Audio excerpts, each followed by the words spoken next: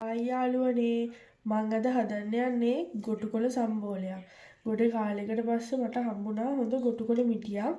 අපි බලමු මම කොහොමද ගොටුකොළ සම්බෝලේ හදන්නේ කියලා. ඉස්සෙල්ලාම මම ගොටුකොළ ටික මේ ටිකක් විතර අල්ල ගන්නවා මෙහෙම. ගොඩක් මේවා ගන්නෑ. ඉස්සෙල්ලා පොඩ්ඩක් අතට මෙහෙම ගන්නවා. මේ ටික හීනියට කපා ගන්නවා. ගොටුකොළ කපනකොට කතා කරන්න බෑ මොකද කතා කරොත් මගේ ඇඟිල්ල කැපෙනවා. ඒ නිසා මම කතා නොකර තමයි මේ ටික කපන්නේ දැන්.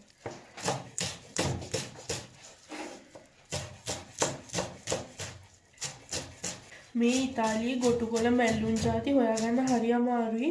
මේකත් මම මේ කඩේට ගිහිල්ලා නිකමට දැක්කේ මේ ගොටුකොළ මිටිය මෙහෙම තියෙනවා. ඒ නිසා මම මිටියක් කරන්න ආවා. ඒකත් ඉතින් සවුත් වෙන්න ඉස්සෙල්ලා අපි කන්න එපා. ඒ නිසා දැන් මම අද රැටම ගත්තා හදන්න.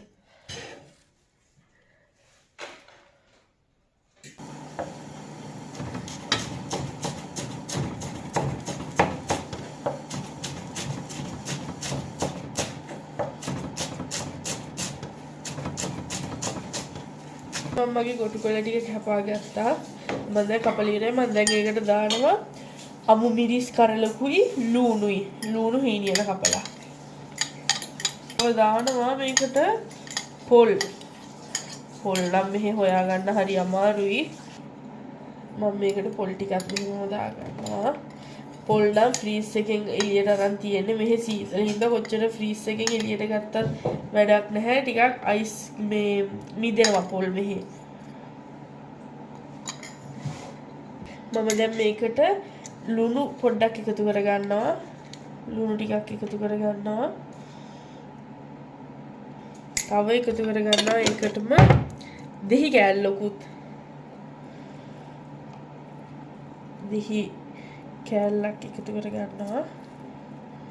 මම දැන් ගම්බිරිස් මේ පොඩ්ඩකුත් එකතු කර ගන්නවා. ඒක දැන් හොඳට අනා ගන්නවා.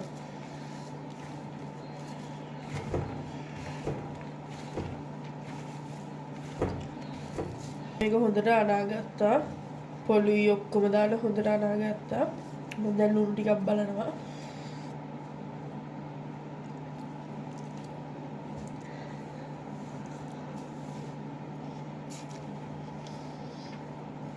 ලුණුයි ඔක්කොම ගානට ඇති මම බැලුවා. ඔක්කොම ගානට තියනවා. මම දැන් මේක මේ හදලා ඉවරයි. මේ තියෙන්නේ මගේ ගොටුකොළ සම්බෝල එක. මම කාලා බලලා ඔයාලට කියන්නම්කෝ කොහොමද රස කියලා. චාවෝ.